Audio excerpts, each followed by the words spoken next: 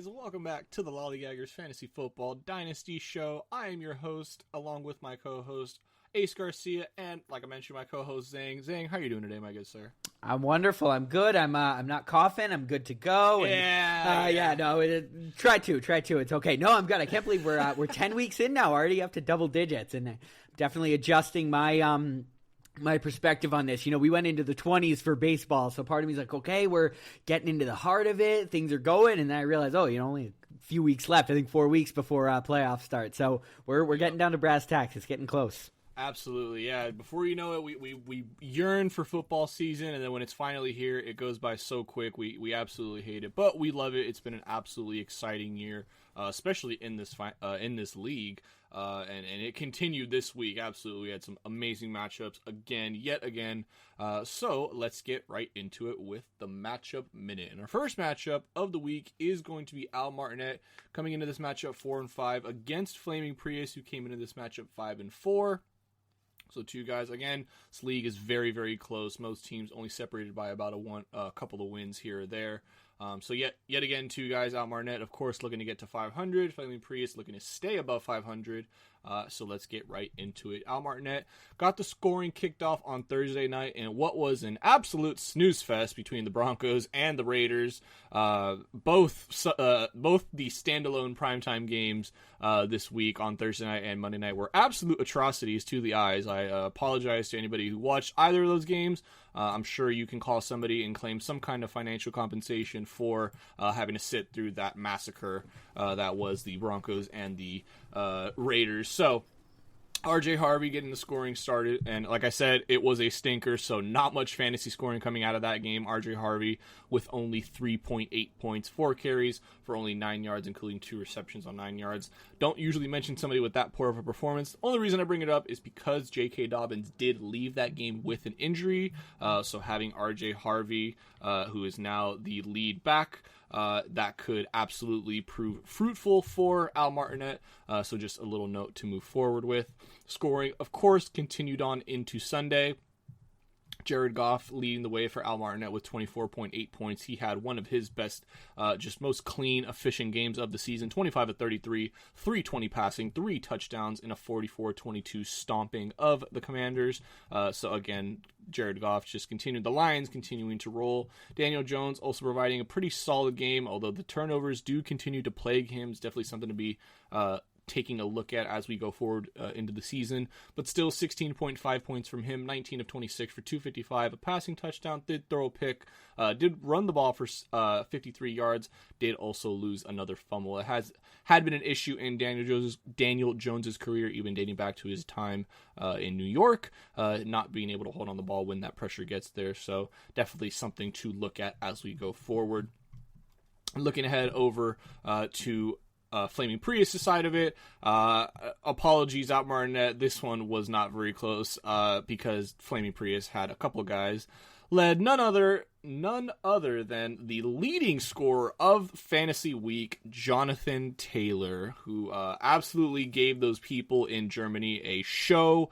32 carries for 244 yards, 3 touchdowns. Yes, again, 3 touchdowns. This guy's got 5 games with a hat trick this year in the NFL. It's just absolutely bonkers. And then, of course, he hauled in all 3 of his targets for another 42 yards to give him 49.6 points. Just missed the 50 burger. It would have been the first one of the season. Maybe just another reception there would have gotten him over, but I mean, alas, he was still just absolutely electric. And Jonathan Taylor in firm talks for an MVP discussion right now.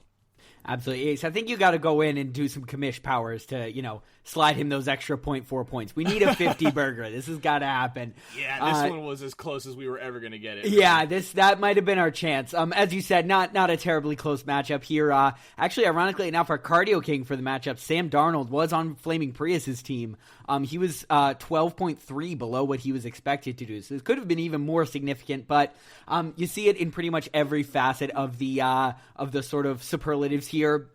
Al Martinet was our least efficient manager, only 76% of his possible points so quite a bit left there on the bench. This was, of course, the biggest blowout, 64.9 points separating the two of them. And then, interestingly enough, I don't usually note this one down because I think once you get into the whole idea of projecting across the entire team, it loses its the quality a little bit, but were the over and underachievers for the week, respectively. Obviously, Al Martinet being the underachiever and Flaming Prius being the over. So all that sort of meaning the points they were projected for, Al Martinet was the furthest below what he was projected, and Prius was the furthest above what he was projected. So all of those pieces come together, and you get a 60-plus point separator that was not terribly close, really, in any facet. Yeah, and I didn't even think I mentioned the final score. My apologies. Flaming Prius won this matchup 142.02 to 83.10 for Al Martinet. And Al Martinet was the heavy favorite coming into this one. Well, I don't want to say heavy favorite, but he was projected 132 points to only 116 for Flaming. So like you mentioned, the over and underachievers of the week just completely flipping that projection on its head. And of course, Flaming Prius coming away on this one still above 500 at 6-4. Al Martinet, unfortunately, will need another game to have to rebound back to 500 as he falls to 4-6. Moving on to the next matchup, and I know my co-host is very excited about this one. Bartolo has done it. The impossible has happened. A win! Zang taking on Mike Copeland this week. And yes, as I know we usually try to build up the anticipation, but I had to put it in the Discord group chat. It was just an absolute revelation. Zangarang did pull away with the win here, but let's dive into the matchup just a little bit just to see how he won this one, because it was a great game. So Zang was the favorite coming into this matchup, projected 144 to Mike's 128. And Zang kicked off the scoring with, of course, a couple of hometown kids. Travion Henderson, who put up 28 points, the rookie, taking over as the lead back following the Ramondre Stevenson injury. He sat out this week, and Travion Henderson definitely took that starting role, and I don't think he's looking back with it. 14 carries, 147 yards, 2 rushing touchdowns. Hauled in his only target for 3 yards as well. The Patriots fans, I know Zang specifically, had been waiting for him to just be inserted into the starting role, and it looked like it took an injury to do that, but now there will be no denying him. He is the future running back of this team, as I'm sure Zang will tell you. Certainly looks that way. I was also taking a look at another future current franchise of this team, Drake May, having another just solid day, continuing his MVP campaign. 16-31, completion percentage not great, but 270 passing, 2 touchdowns, did throw 1.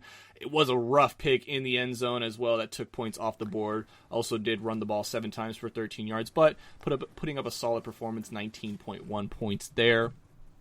Taking a look over at the wide receivers as well, taking a look over at another quarterback for Zang, Baker Mayfield, who he actually had the 2 quarterbacks in that matchup between the Tampa Bay Buccaneers and the New England Patriots, both putting on a show. Baker Mayfield, 28-43, 273 passing, 3 touchdowns over there for him for 22.92 points. And then, like I mentioned, the wide receivers, Amon-Ra St. Brown, 5 receptions, on 8 targets, 58 yards, and a touchdown for 16.8, and another New England Patriot there, Stephon Diggs, 5 of 8 receptions as well for 46 yards and a touchdown on as well.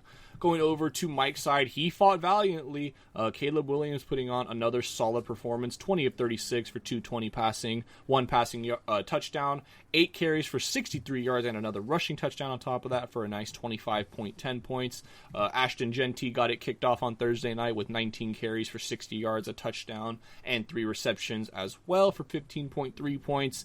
Chris Olave, the Saints wide receiver, anytime you can get anything out of a Saints player, you're just very happy, just given the fact of how dumpster fire that team is right now. But they did get the win this past week against Carolina. Chris Olave, 5 of 8 for 104 yards and a touchdown as well for 21.4 points. And Seattle's defense, man. Seattle's defense by Mike, Denver's defense by Ari. What is this? The freaking 2013 Super Bowl? But Seattle's defense coming up on top at, once again, 22 points allowed. However, they had 5 sacks, 2 forced fumbles recovered both of them, and wouldn't you know it, they recovered both of them for touchdowns, and both of them by DeMarcus Lawrence. So had this been a league where you draft individual defensive players, DeMarcus Lawrence would have had an absolute field day for you, but regardless, Mike will still take it on the 23 points. However, it would not be enough. As we mentioned, Zang does take this one 149.02 to 128.86. Zang,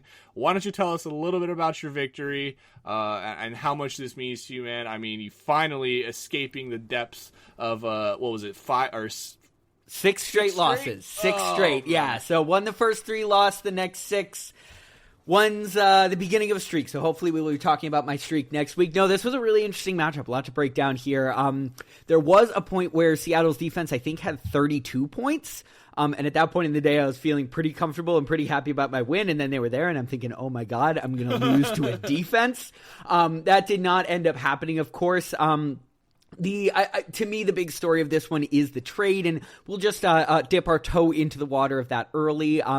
Of course, Mike and I did swap running backs earlier in the week. Travion Henderson for Derrick Henry. I received a second round pick as well in this upcoming draft, and Mike received a fourth in, I believe, next year's draft. Nope, this year's draft, pardon me. So swapped a second for a fourth. So, as you said, the Travion Henderson, I think, experiment has not worked out for a lot of people. He's been sort of one of those classic cases where you draft the young guy, you're hoping for something big from him, and he just did not get the volume people were hoping for.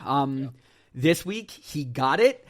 He really, really, really got it. He even scored kind of a garbage time. You know, I didn't say garbage time because his game was within a couple scores, but right at the end of the game, he scored a touchdown, and it was pretty funny that, you know, Pats had the lead, and you could see him looking over to the bench to ask his coaches, like, should I score this or kind of, you know, go down and run out the clock? And I was like, score, go, go, go, go, go. He did score, ended up being good. Yeah, and then just from my side, that was an interesting game to watch, you know, having 6 of my 10 players on my team were involved in that game. So a lot going on. It was a nice high scoring affair, which was helpful for my team. And just over on Mike's side, as you mentioned, another great performance from Caleb Williams, Ashton Janty as well. You know, the 15 points there you love to see, and Chris Olave has been really consistent for him. Love to see those. But just, you know, I was getting excited as a podcaster for a moment because I thought that maybe the difference between Henderson and Henry actually made up the difference in this matchup. It didn't quite. It was about 4 points off. But you know, that is obviously a talking point when you see Henry coming out with about 11 points and Henderson with his big 28-point day.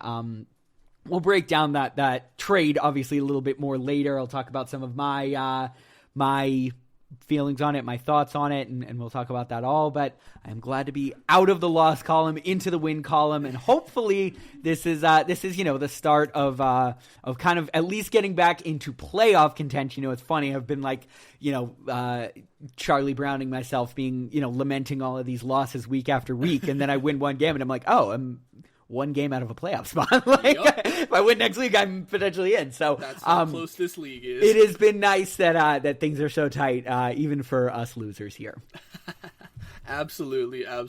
So yeah, great win for Zang, getting out of the losers club there, finding his way back in the win column. And yeah, like we mentioned, 6-game losing streak, broke it with a win, and look at that, you're still only a game out of a playoff spot. So it just goes to show it's never truly over. You can go on a massive losing streak and it can still all be turned around just at the flip of a switch, just depending on how some of these other matchups go.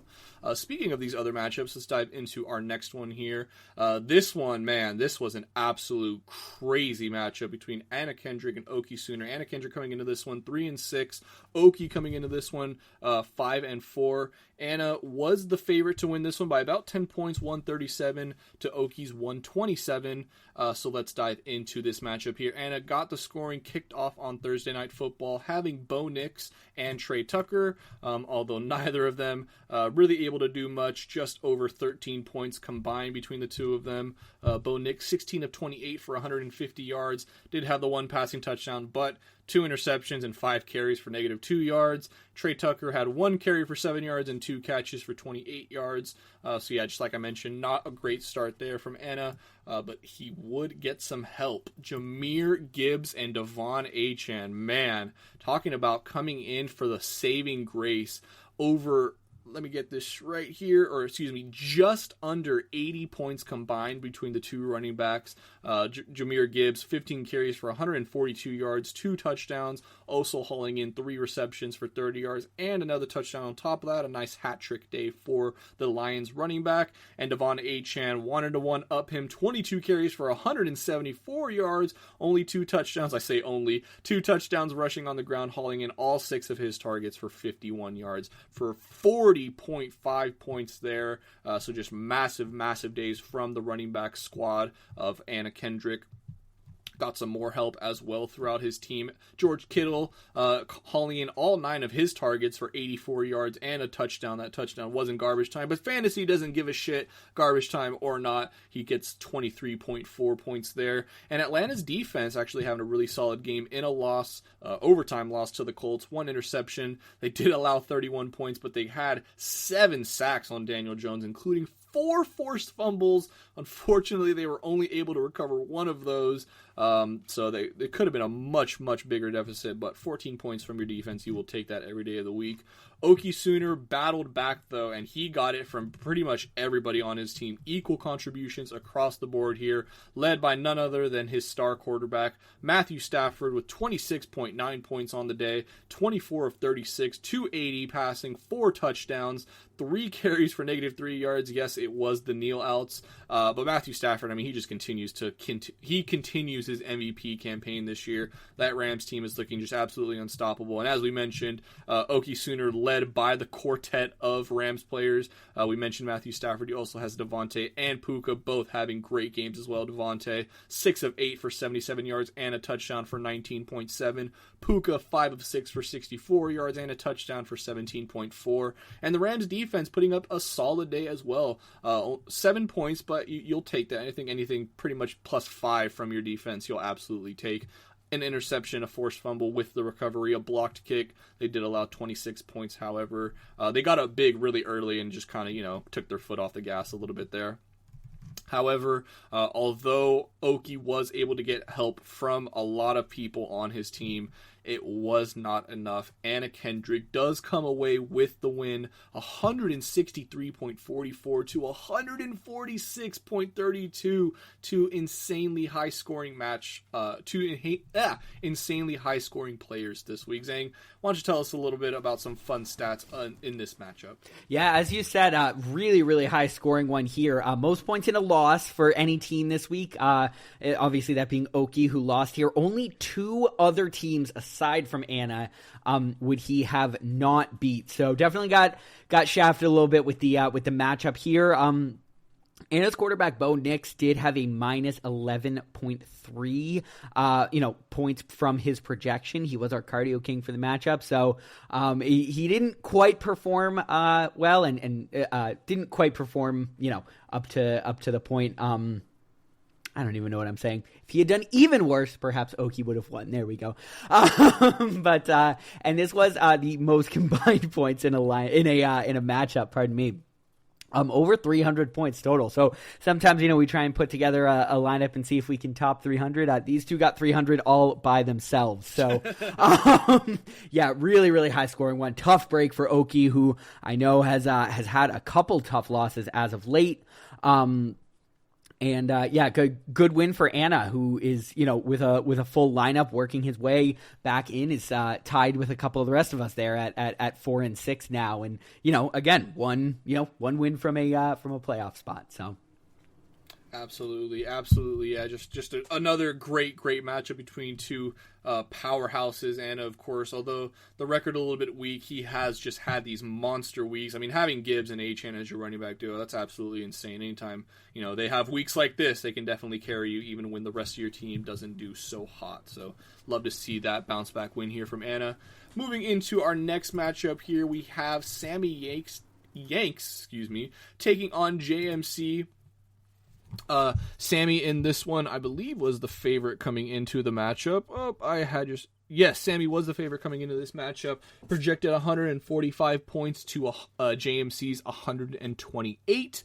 So let's dive into the matchup and see what happened here. Getting the scoring started on Thursday night was JMC, and having the only person on the Broncos who scored a touchdown, Troy Franklin, who hauled in 5 of his 9 targets for 40 yards and a touchdown. For a nice, clean, even 15 points there. The scoring continued, of course, into Sunday for JMC, led by none other than his star quarterback, Josh Allen. Although in a loss, Josh Allen still putting up some decent points, 28 of 40, 306 passing, 2 touchdowns, did throw a pick, did carry the ball 4 times for 31 yards, did lose a fumble, however, as well. So those 2 turnovers, killing what would have been a pretty solid Josh Allen performance, 20.34 points for him.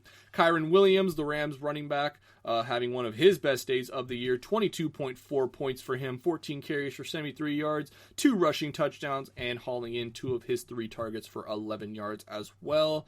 Roma Dunze, Bears wide receiver, having a bounce-back game after just having a couple of duds these past couple of weeks, or last week, I should say, putting up a big fat donut last week.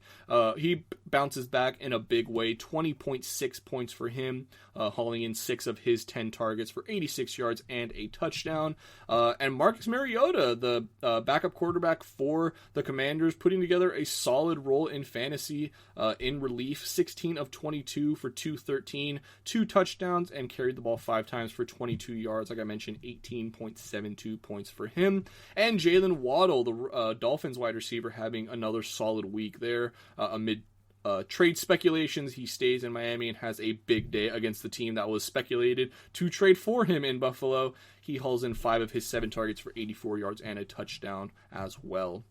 Sammy Yanks battled back, however, and he put up a fight. Drake London leading the way here for Sammy's team, 24.4 points, hauling in 6 of his 8 targets for 104 yards, a reception touchdown, and a 2-point conversion to boot. The rookie wide receiver, Mike Igbokwe, continues to impress with Tampa Bay, hauling in 6 of his 13 targets for 115 yards and a touchdown, 23.5 points for him. His fellow rookie, Tyler Warren, the tight end in Indianapolis, having just yet another solid performance. He's looking to be like one of the best draft picks in terms of the tight end position. 8 receptions on his 10 targets for 99 yards. Just couldn't get that 100-yard mark, but 17.9 points nonetheless on a very solid day for him. Lamar Jackson back in the fray, kind of in full gear now, 17 of 29 for 176 passing, 1 touchdown, 1 2-point conversion, and 9 carries for 36 yards for 16.64 points there. And Christian McCaffrey having another solid day as well. He continues to be one of the best running backs in fantasy. He is currently the number 2 running back and the number 2 overall player in fantasy right now at 12, or he had another solid day, 12 carries for 30 yards. Again, he does most of his production in the air, hauling in 8 of his 10 targets for 66 yards for a nice 17.6 points there. He fought valiantly. However, Sammy just was not able to withstand the offensive onslaught that JMC put on. JMC wins this one 148.06 to Sammy's 131.42. Yeah, shout out to JMC for the RIP Sammy's World November 4th to November 10th. That got an out loud laugh out of me. Great performance out of JMC this week. Obviously, that was sort of my joke that it's Sammy's World. He has a phenomenal team, and it takes a performance like the one JMC put up this week. A perfect week.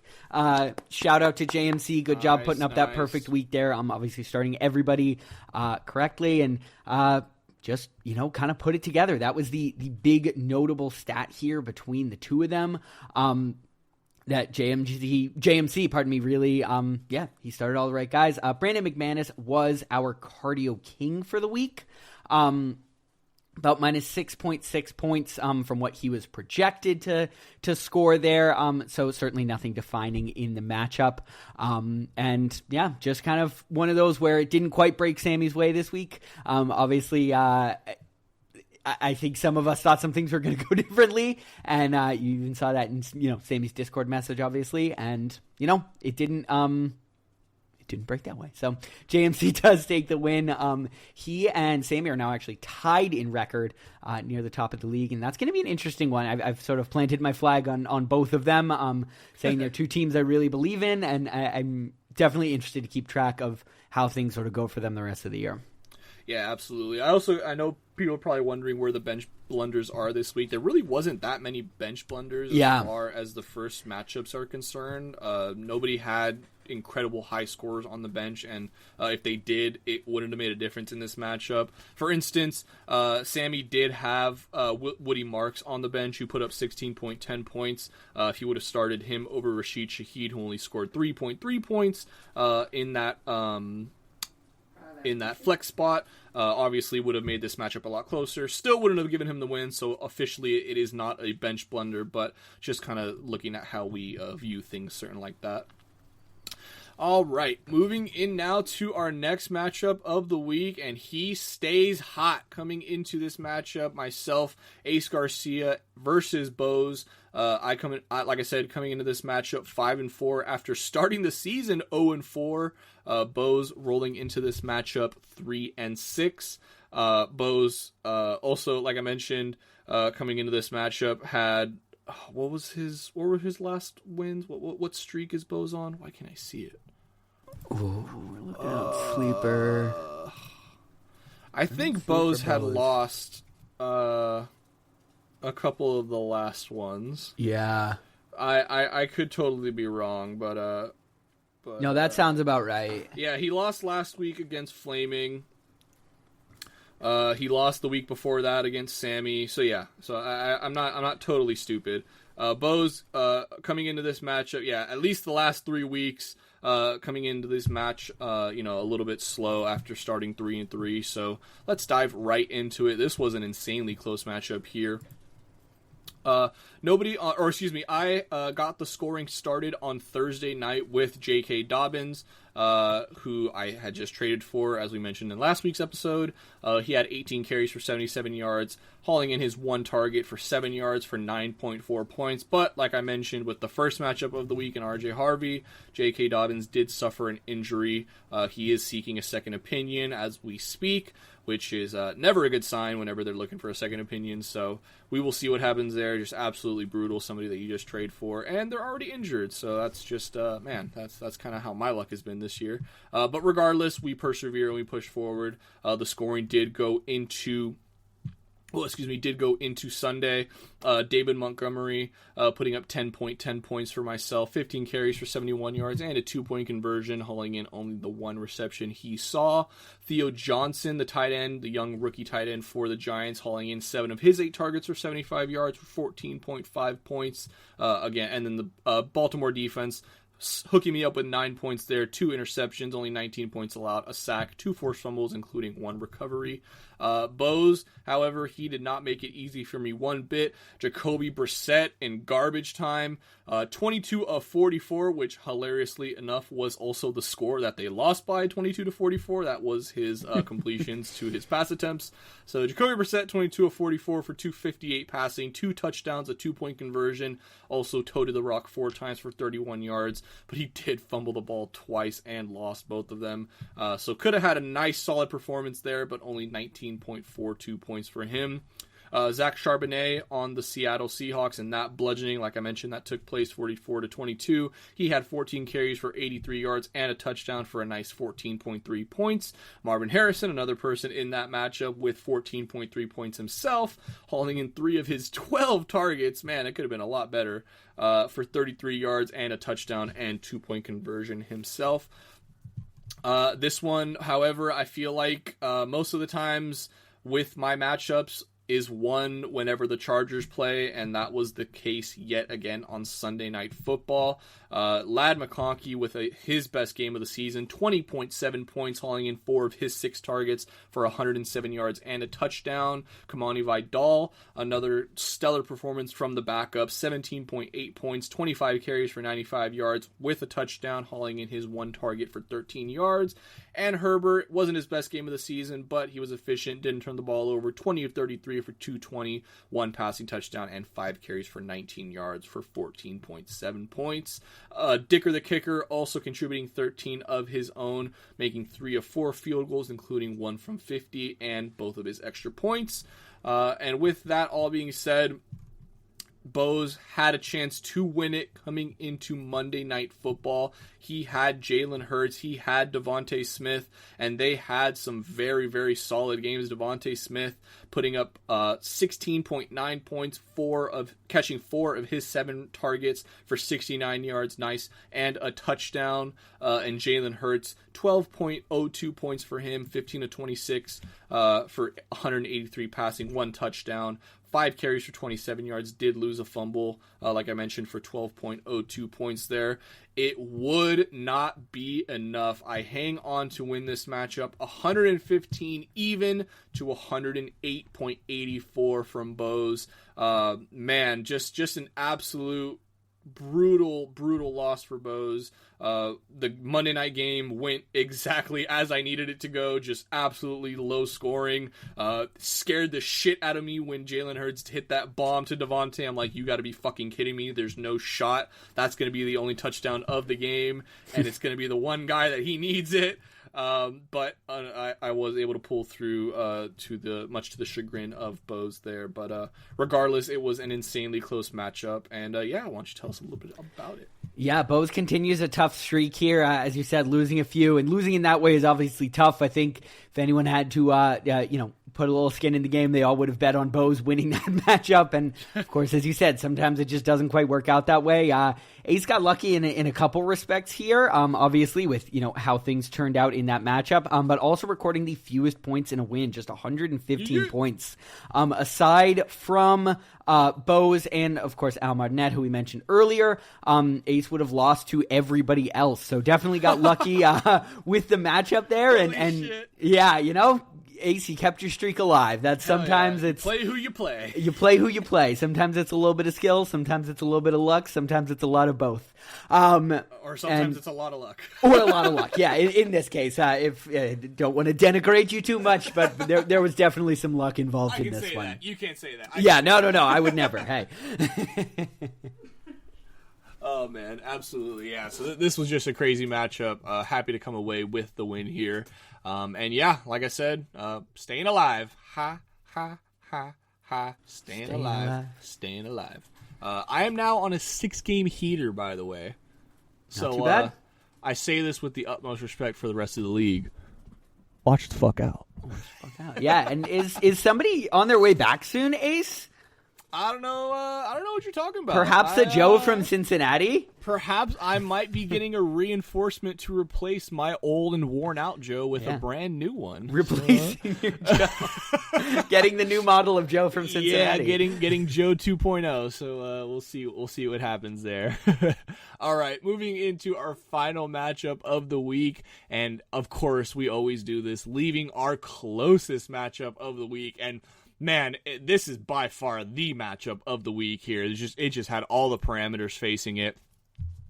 KJ Lee taking on Rangers Cowboys. Both of these fine gentlemen coming into this matchup 5-4. KJ Lee was the projected heavy favorite, 140 to I am on a completely different week. Pardon me here. Let me get back to week 10 there. KJ Lee was still a heavy favorite. Wasn't wrong about that. 142 to Rangers 125. So let's look at this matchup and how it went down.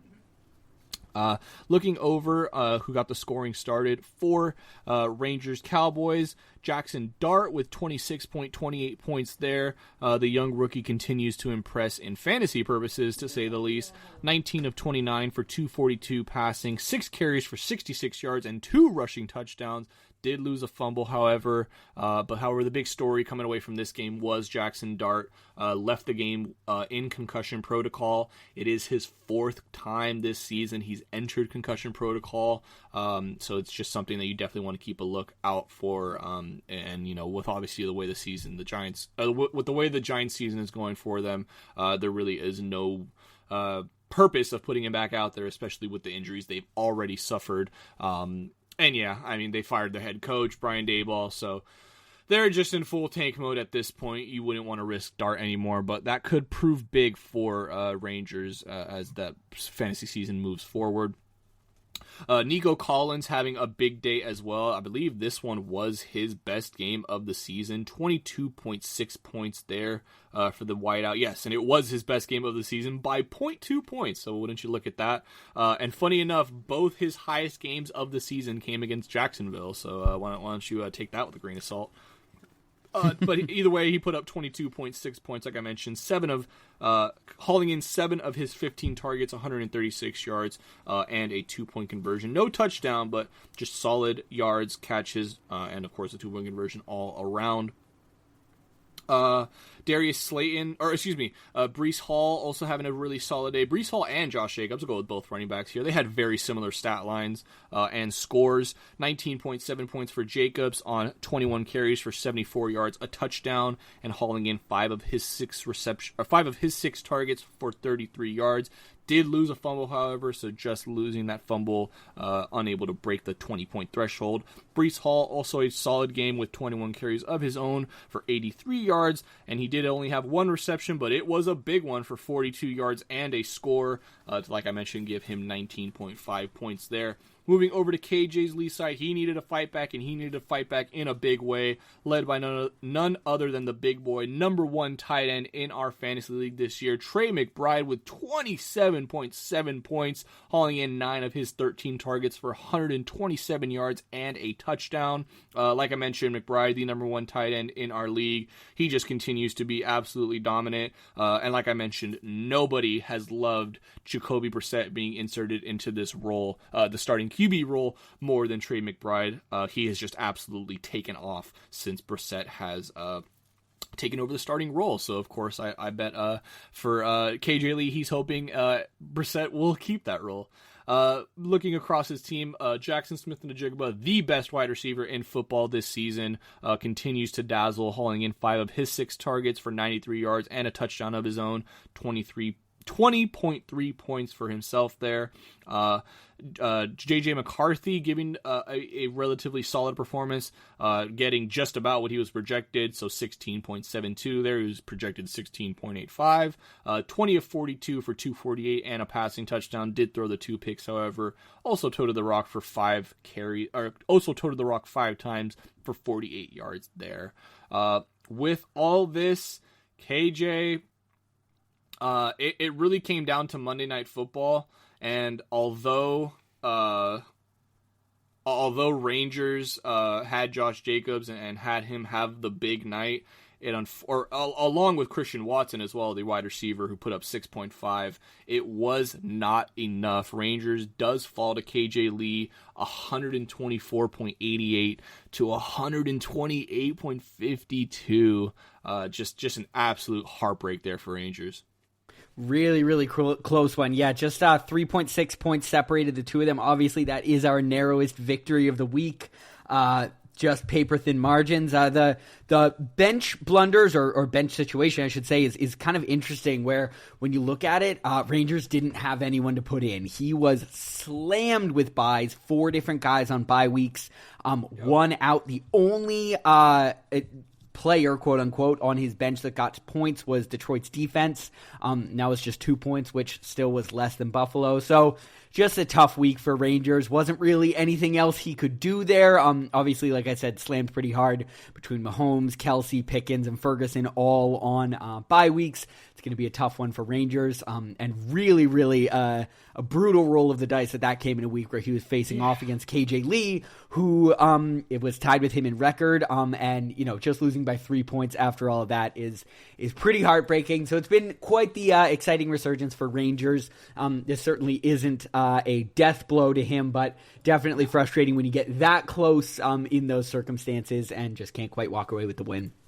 Yeah, absolutely. And for what, Rangers were on a heater this year, or this season, like I mentioned, the both of us starting 0-3. I, of course, fell to 0-4, but his resurgence started at 0-3, fighting his way back to the top. And this one, man, this one is a brutal, brutal loss. But got a rebound, and like you mentioned, and like I mentioned with the injuries that he suffered on this team as well, it's just rough to say the least. But now we get into our next segment, our standing segment. So, Zang, why don't you tell us about who moved up and who moved down? Yeah, let's talk about it. We've got 5 teams tied in record. Starting us off at the top of the league, Flaming Prius up 1 spot from last week. Leads off that group of 6 and 4. He is in first place. Sammy Yanks and KJ Lee moving down and up 1 spot each from last week are in second and third place.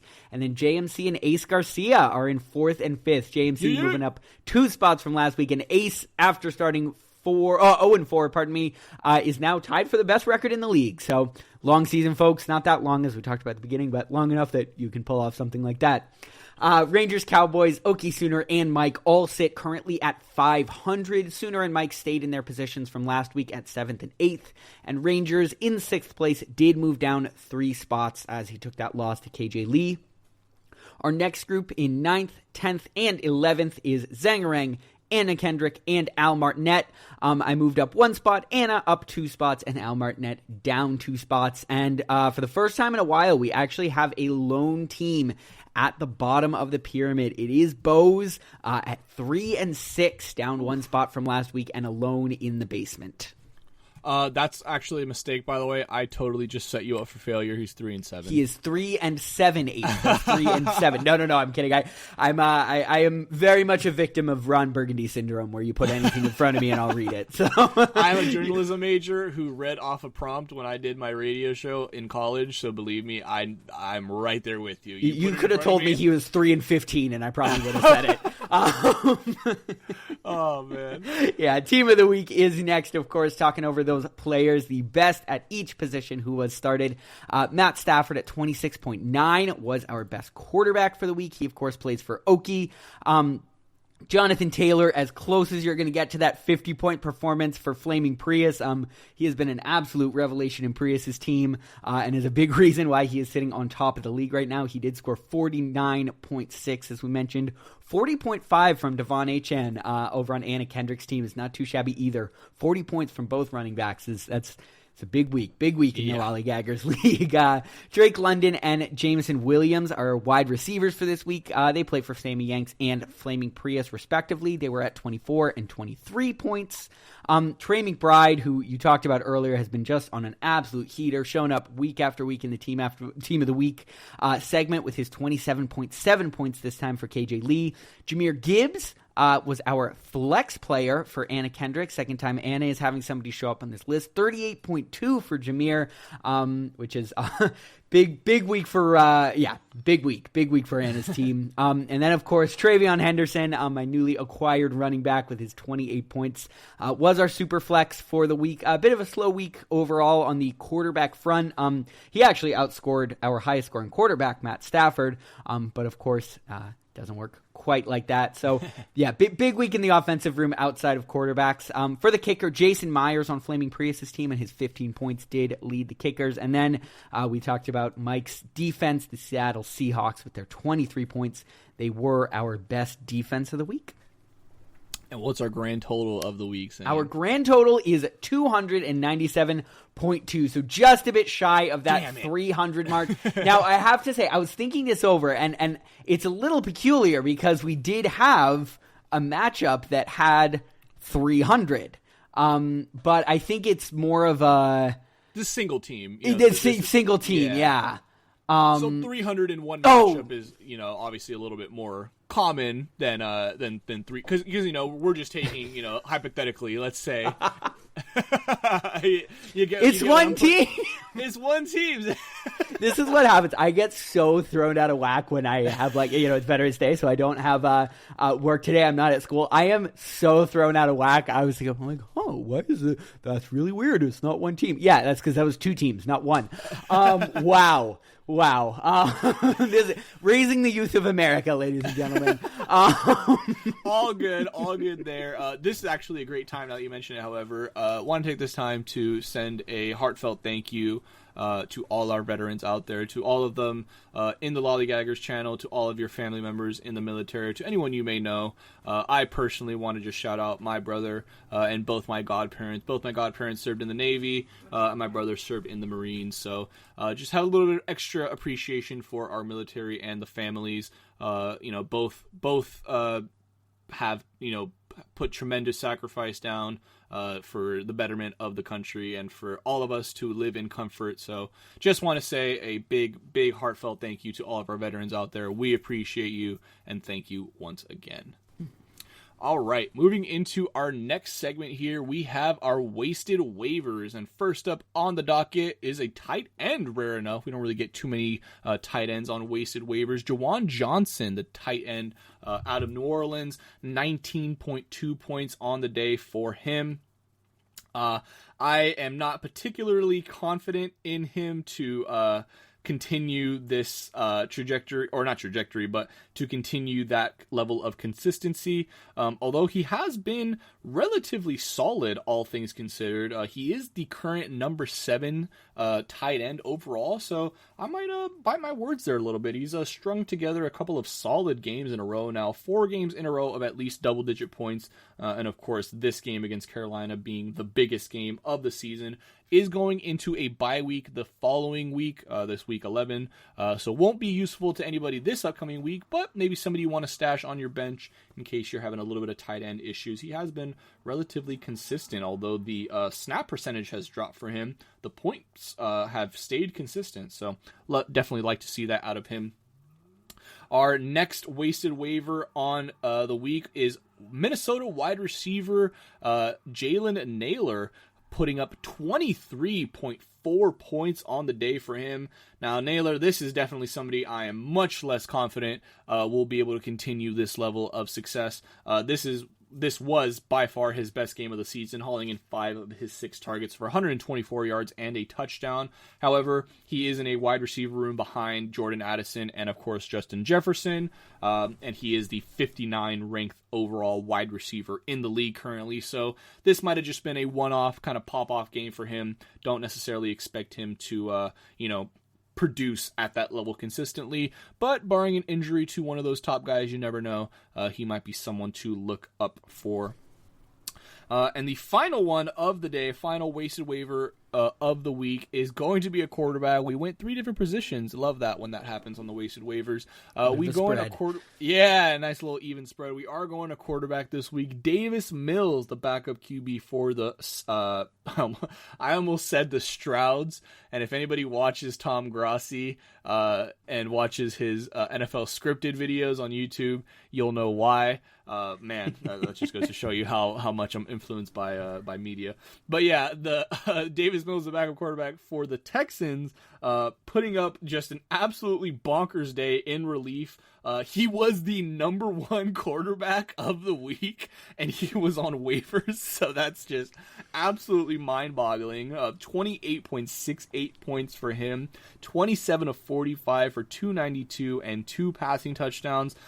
Did throw a pick, but did also run the ball 3 times for 20 yards and a rushing touchdown of his own. So again, this is, we don't know when Stroud will be back. Obviously, you don't necessarily expect that level of performance from Davis Mills week in and week out, but it was just an insane kind of 1 week pop off to see. Just interesting kind of wasted waiver wires this week. I don't know if there's too many options there. I like Juwan Johnson to pick up. The other 2, not so much. Yeah, definitely a little bit harder for these guys to perform when there's, time for the league to prep for them. It's always different coming in, sort of relief and, he's coming in for Stroud. But that never hurts. And the thing with quarterbacks is a lot of them can be successful even if they aren't the grand talent themselves. So definitely couldn't hurt if you're, I know there are a lot of people who have been, shuffling around quite a few quarterbacks. So couldn't hurt to take a bit on Mills there. Absolutely. All right. Taking a look into our second to last topic of the week, or headline of the week, our transaction tracker. And so, of course, we already mentioned the big trade that happened between Mike and Zang, with Travion Henderson and a second-round pick in this year's draft being sent to Zang for Derrick Henry and a fourth-round pick in this year's draft. Already kind of seeing the early returns on that one between 2 guys going up against each other there. The other trade the other 2 trades, I should say, that took place were not nearly as big as this one, but we did have a trade before that one. Okie trading away Deebo Samuel, the wide receiver for the Commanders, to Anna Kendrick for Aaron Jones, the running back for Minnesota. So kind of just a 1-1 swap swap there. Anna Kendrick looking to get some more wide receiver help. Oki looking to pick up some more running back reinforcement. Aaron Jones, of course, coming off the IR not too long ago. So now he's what we expect to be fully healthy and should be slotted in for a big role there. Debo, of course, now the wide receiver one with Scary Terry still out over on the Commanders. Like we said, Marcus Mariota there. That might be just a case of you're hoping for garbage time, kind of like what happened this week. The Lions go up kind of big to start early, and, the Commanders just kind of pick away little by little as the game goes on to just get some garbage time points there. So we'll definitely look back at that trade come end of the season. And the last trade of the week, so not a very busy week, JMC trading away Jaden Reed, the Green Bay wide receiver, to Anna Kendrick for a 2026 third-round pick, and it is Mike's pick that Anna did receive from Mike. So Anna flipping a pick that he got for some more wide receiver help, as you can see there, acquiring Jaden Reed there, the young talent out of Green Bay. So we'll definitely take a look, as we mentioned, with these trades. Nothing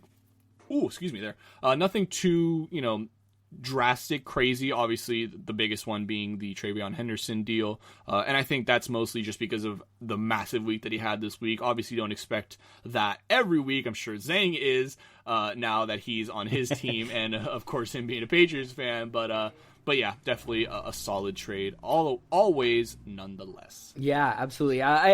It's good for Oki. I think that he's moving away from Debo. I talked about a lot on those first couple weeks. I did all by myself how many wide receivers he had. He had such a massive room. Yep. And it actually helped him out quite a bit as he had a lot of injuries, but I think as some guys are coming back now, using that to acquire some other assets in a guy like Aaron Jones is a great move there.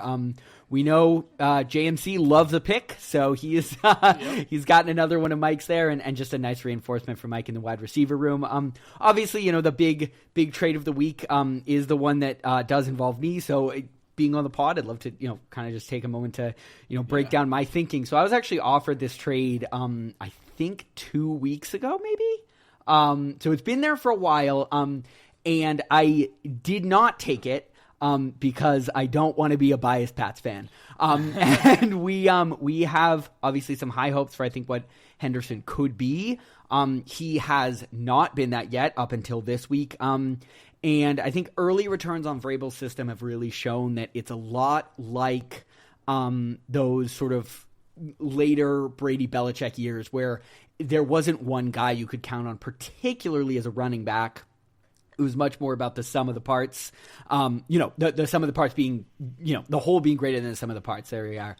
And so it was always tough to find a good guy in fantasy from the Pats during those years. And it does feel a bit that way right now with Vrabel. So I am cautiously optimistic based on how well Henderson did play this week. Ramondre may be out or limited in this coming week as well, so we could see another one there. But I'll be completely honest, a big piece of this was that second-round pick for me. Just to reference back to baseball again, obviously with so many of us having a reference point there, I went a little bit too hard on futures when we drafted for baseball. And of course, that led to my 11th place finish. Also led to me, having some of those top prospects like a Bubba Chandler and Roman Anthony and those guys who I think in the next couple years will lead to me having a really good team. But going into the dynasty football draft, I kind of said to myself, play for now. Obviously, have an eye on the future, but play for now. Draft the guys for now, and that was what led to a lot of that Derrick Henry pick. Is I was saying, okay, let's try and be good this first season. It had not totally worked out for me, obviously, where I was at. And so I was just kind of looking at this as not a throwing in the towel, but okay, let's take a step back. This is probably not the year and move off a guy who is 31, who is having a real down season after what was, a really strong first season in Baltimore last year. And just picking up another young running back who, as we know, are kind of a hot commodity, even if he won't sort of be that, every touch sort of true number one guy that you might see in some other systems. Yeah, but the thing is too, he's got that home run potential. He obviously has that blazing speed that he showed off in the preseason on that first touch of his quote unquote NFL career. Although it was preseason, but he did return that for a touchdown. So you obviously know he's got that blazing speed. Now, yeah, I just think he could be. I think he should be somebody that you integrate into this offense more, and I'm sure after this week that'll be the case. But yeah, definitely a complimentary running back. But those are absolutely useful, and we see a lot of 2 running back systems in the NFL nowadays. The Lions do it more than most. Even the Bucks with Rashad White, when Bucky's there, they're still kind of having a 1-2 punch. Amarion Hampton, and it was Najee Harris, but now it's going to be, it looks like Kamani Vidal. So a lot of teams, RJ Harvey, J.K. Dobbins, I can go on. A lot of teams, go on with the 2 running back approach. So yeah, I think this is a great trade for you, just getting younger while also obtaining a 2nd-round pick in the process. For this year in particular, that's huge to get those returns potentially early. Yeah, not having to wait on it too badly. And the other thing, I just, not to talk about myself too much, and then I'll pass it back to you. But I would not be shocked. I don't think many of us would be shocked if Henry kind of finds his form again this year, next year, year after. And so there is, as nice as it was to have this all go down this week, there is that storm cloud that's looming over this, thinking, oh God, if he puts it back together again and starts kind of playing like he plays, it's still a trade I think I would make, given age and all that stuff, but right. There is some big boom potential on Mike's side as well. So absolutely. Not a fleece by any means, despite what this week looked like. Absolutely.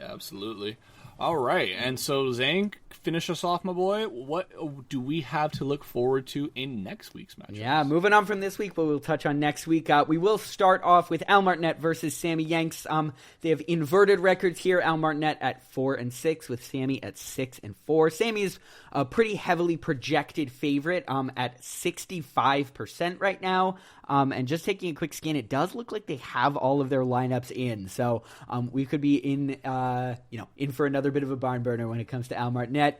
JMC versus Flaming Prius is our next one. This one, of course, projected much closer, with both teams tied at 6-4, right near the top of the league. This is going to be a fascinating matchup to watch. Both of these guys are set with their lineups, and it's just a 4% difference between the two of them right now. JMC is projected ahead, has him winning by about 5 points, but Jonathan Taylor could put up 50 points again, and Prius could walk out. So this is definitely one to keep an eye on. Oki Sooner versus Bows, Bros, and O's is our next matchup. Oki, a 61% projected winner, sitting at 5-5, with Bows down in the basement at 3-6. Pardon me. Ace Garcia versus Anna Kendrick is our next one. Anna, of course, with that big boom in this past week with his full lineup, he is going up against Ace. Right now, it does have Anna, the 4-6 team, at a 62% chance of winning over Ace, who is sitting at 6-4. I think we will see how that goes. Obviously, we saw how much boom potential Anna has, so that'll be definitely an interesting one to keep an eye on, as Ace looks to continue that 6-game winning streak into 7. Mike versus Rangers Cowboys will be our next matchup.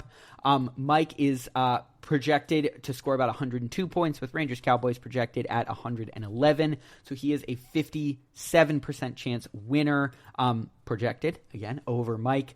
Both teams sitting at 5-5. And our final matchup is KJ versus yours truly, Zangarang. KJ is a massive projected winner as of right now, 66% in his favor.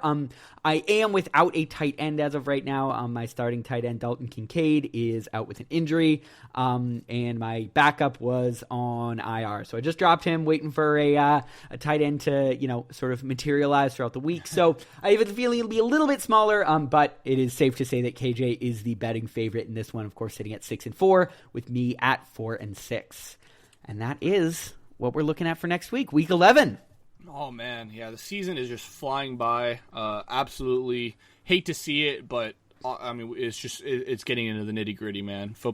This is prime football. We're entering these really cold months now, and now we're really going to start to see which teams start to separate themselves from the pack in both the actual league and in our league.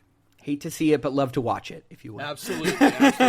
At least I can speak a little bit more confidently for the fantasy for myself after a insane resurgence. But at least for both of us, both of our teams in real life are continuing to play Pretty well. good. So at least we have that looking forward. Pretty good. Pretty good. All right, guys, that's going to do it for us. Thank you so much for tuning in. As always, we appreciate you. Be sure to drop down in the Discord anything you want us to see implemented into this. We do this for you. We love it. We love doing this for you guys.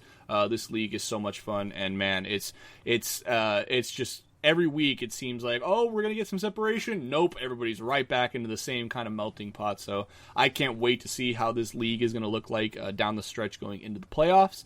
And I'm very, very excited. Zang, any last few words before we take off here? No, good luck this coming week, and stay safe. Yeah. Stay safe, everyone. Stay safe. Keep on lollygagging. Fantasy, keep on lollygagging. When you come out NFL lollygagging and not going through the motions, that kind of what happens.